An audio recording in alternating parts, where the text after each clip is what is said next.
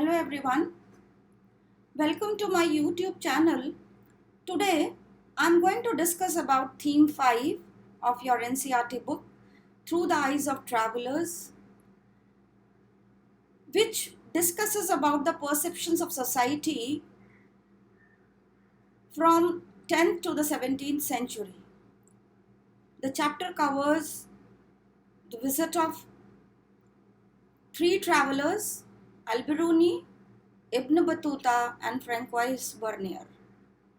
In this video I'm going to talk about Al-Biruni and his observations in the form of Kitabul Hind. Al-Biruni, who was born in 973, was a Persian scholar from Khwarizm and spent a large part of his life in Ghazni, modern Afghanistan. That time it was capital of Ghaznavid dynasty. He was the first prominent Muslim Indologist, was one of the greatest intellectuals of the 11th century. He possessed many qualities in him. And Al-Biruni accompanied the invading hordes of Mahmud to the Indo-Gangetic Valley as a freelance observer in 11th century. He was a polymath and was a man of encyclopedic learning. He was always a learner and a very learned person. His knowledge and interests covered many of other areas such as astronomy, geography, physics, logic, medicine, mathematics, philosophy, religion, theology and whatnot. He also distinguished himself as a historian and chronologist. In religion, he was a Shiite Muslim. His works seek to combine Greek wisdom and Islamic thought. For his keen observation on Indian society and cultural ethos of the time, some scholars have actually written of him as the first anthropologist. In 1017, he traveled to Indian subcontinent. He traveled extensively in various parts of the country. He studied the language, religion, and philosophy, of course, of Hindus and wrote the classic account of country and its people in Arabic entitled Tarikh ul Hind. And he is considered as the founder of Indology, as I said. He was an imperial writer on custom and creeds of various nations. Most of the works of Al-Biruni are in Arabic.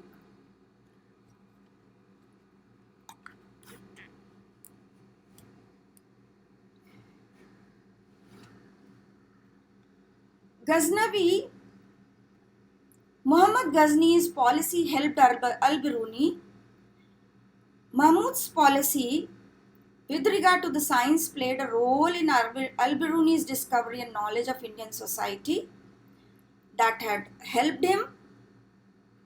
Promotion of scholarship, those days usually rulers did that, and the presence of poets or the scholars at the court of the Sultan added to his prestige and reputation. In a sense, the writers contributed to create Sultan's best image at that time. To possess within one's court numerous scholars and artists also constituted a sign of prosperity and power. Moreover, Mahmud encouraged scholarship.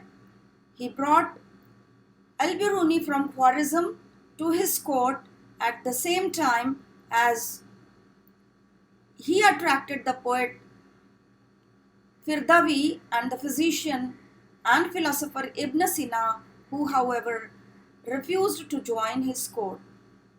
Furthermore, Mahmud needed people fluent in Indian languages. So, in order to help him, in his military raids and negotiations in Al-Hind. In this context, it seems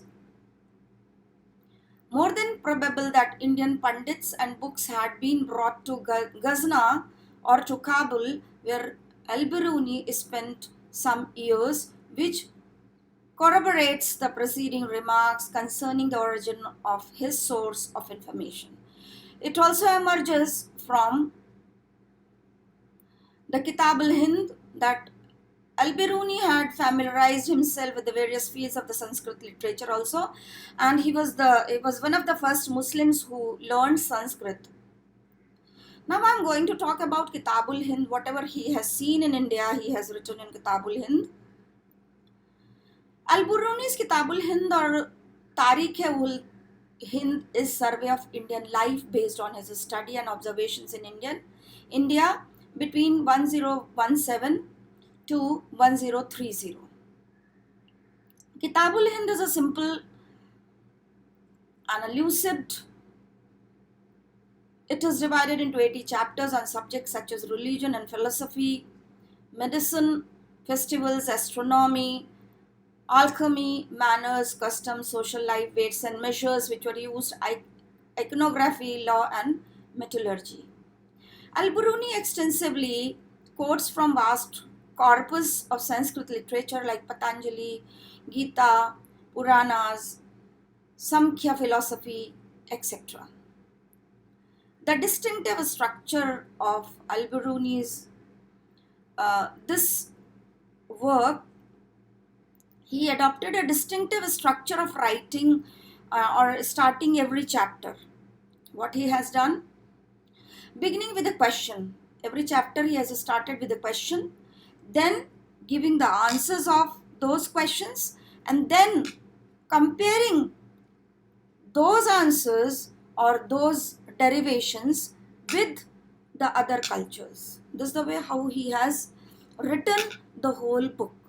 It is an authentic primary source of information about the socio-religious condition of India of Mahmud of Ghazni's times. It is one of the most important discussions on Indian sciences, religion, society, and whatnot. So many things.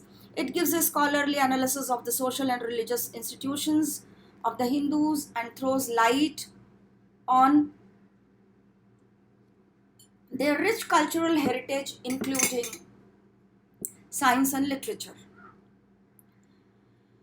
Of course, unlike the prevalent Puranic traditions of recording and genealogy or the West Asian Tariq tradition of narrating the political history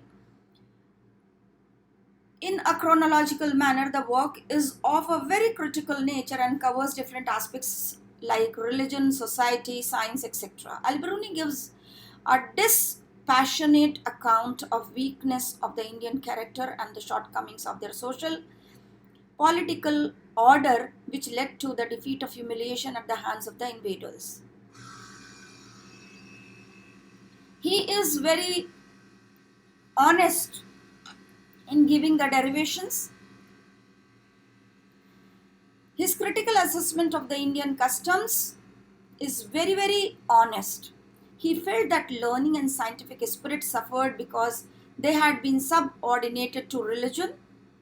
Al-Biruni ascribed the decline of Indian science to the arrogance and growing insularity of the Brahmins. He has very clearly criticized Brahmins in the society and said that the concept of impurity he denies with the fact that there is any kind of impurity amongst the human beings. He has denied. Then Al-Biruni, in his research methodology, he writes in a very innovative form. He has analyzed not only written sources but also the oral sources. His work has elements of scientific historiography and advises historians to be more careful with their source and critically examine them. Al-Biruni was careful in mentioning the written sources of social and cultural history of India, specifically about the Indian scientific work and their authors. The concern to record facts as they are without any prejudgments is one of the most significant aspects of Al-Biruni's methodology. Al-Biruni did not play a partisan role and command Muhammad Ghazni's destructive activities. He was not at all concerned with any of the activities. Where Al-Biruni was not very sure of his knowledge, he frankly admitted it. What were his motives of writing Kitabul Hind? Let us see to that. Kyun usne likha? Why did he write? He expressed his objective with a simple eloquence. Al-Biruni himself writes, I shall not produce the arguments of our antagonists in order to refute such of them as I believe to be in the wrong. My book is nothing but a simple historic record of facts. I shall place before the reader the theories of the Hindus exactly as they are, and I shall mention in connection with them the similar theories of the Greeks in order to show the relationship between them. He read the major Indian religious and astronomical texts. In his account, he highlights parts of the Gita, the Upanishads, Patanjali, Puranas, and the four Vedas. Scientific texts by Nagarjuna, Aryabhatta, etc. Relating stories from Indian mythology to make his point. Scientific and intellectual curiosity he had, so he has written the book. He was motivated by scientific and intellectual curiosity and wanted to know what all factors have determined the thought process of Indians. An example of Al-Biruni's analysis is his summary of why many Hindus hate Muslims. He has analyzed that also. He explains that Hinduism and Islam are totally different from each other. Moreover, Hindus in 11th century India had suffered through waves of destructive attacks on many of its cities, and Islamic armies had taken numerous Hindu slaves to Persia, which claimed Al-Biruni contributed to Hindus becoming suspicious of all foreigners, not just Muslims. So he has very openly accepted the fact. Hindus considered Muslims violent and impure and did not want to share anything with them or with him when he was in India. Then he writes, understanding Hindu culture, religion, society, establishing connection between Hindus and Muslims, he writes, Hindus considered Muslims violent and impure. India at that time was not an ideal place for foreigners like Al-Biruni, he himself has written. According to Al-Biruni, dialogue with Hindu was necessary since there were many subjects that were intricate and obscure, which would be perfectly clear if they were more connection. They had more connections between Muslims and the Hindus. Then he has made a comparative study of the religion. His motive of writing was also to make comparative study of religion like Islam and Hinduism. He also compares Indian thought to the Greek thought. Socrates, Pythagoras, Plato, Aristotle and others, and at times with Sufi teaching. To show sympathy with the Indians, he writes, some scholars say that he wrote as he sympathized with the Indians, as just like his countrymen, they had also suffered at the hands of the Muhammad Ghazni. He considered history as unfolding of God's divine plan through prophets. He considered both science and recording of history are aimed at finding out truth. Then Al-Biruni writes about the Indian society. It's a caste-ridden society. There is caste system which is prevalent here, which is known as Chatutvarna system.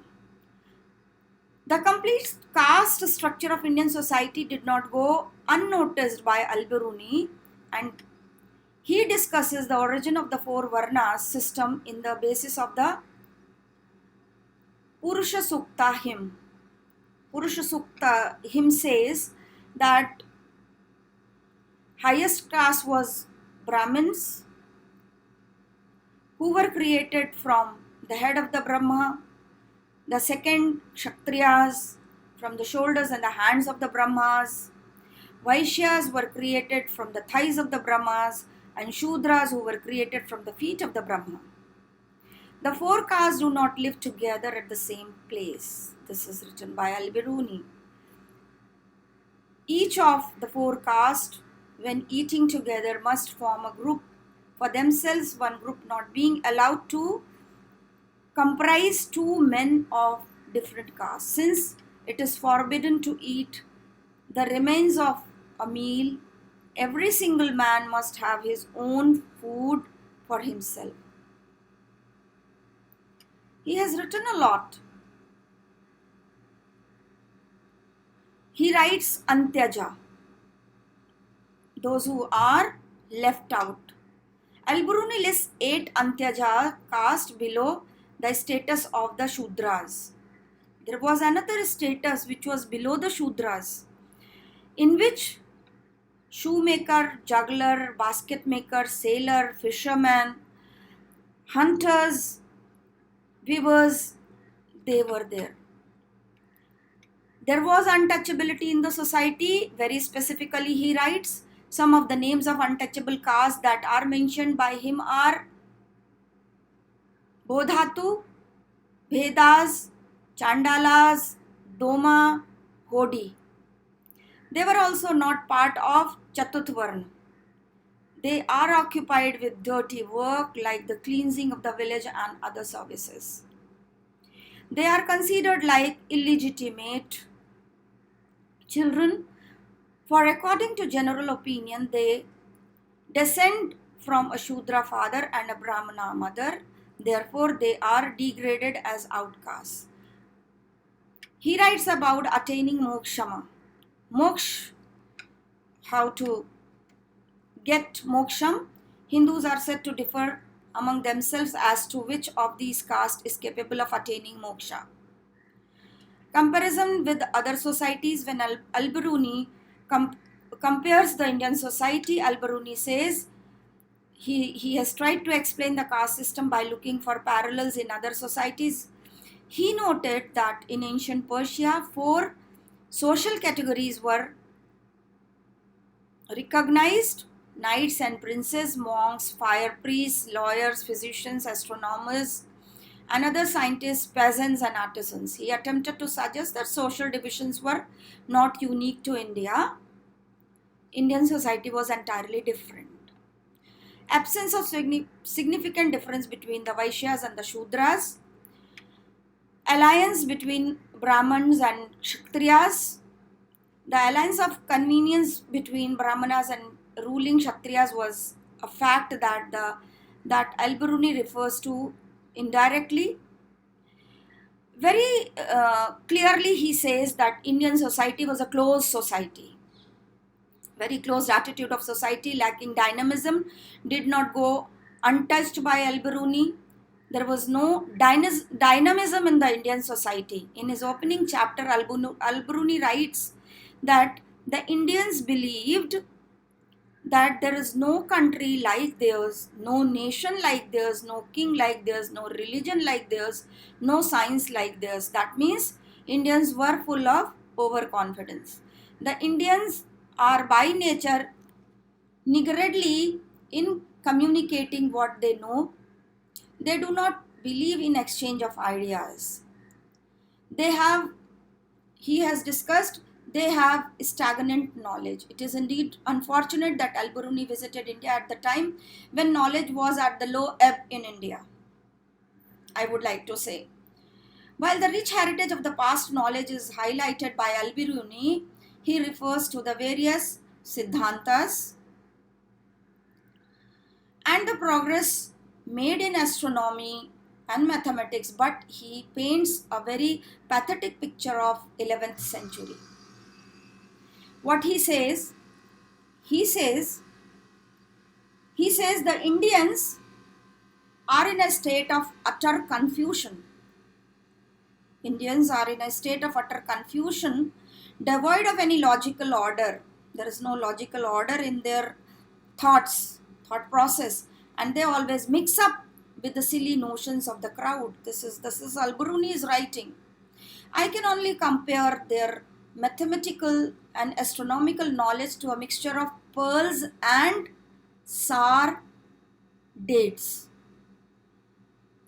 Both kind of things are equal in their eyes, since they cannot raise themselves to the method of a strictly scientific deductions. Social evils are there in the society. He mentions that Hindus marry at a very young age. If a wife loses her husband due to death, she cannot remarry. A widow has only two options, either to remain a widow as long as she lives or to burn herself. He has discussed about the sati system. The latter opinion was generally preferred because as a widow she was ill-treated. He writes about the Indian customs and manners. Indian customs and manners festivals are also vividly portrayed by Al-Biruni. According to him, there are many customs in India.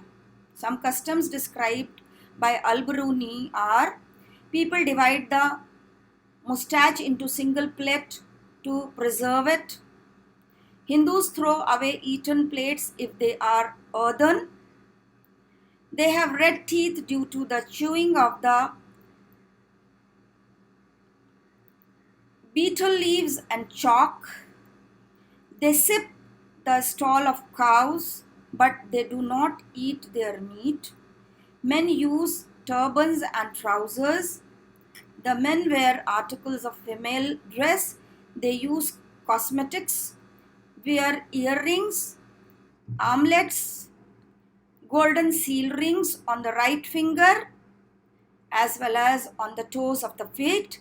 Here I would like to say that up to some extent he has discussed about the aesthetic sense of the Indians.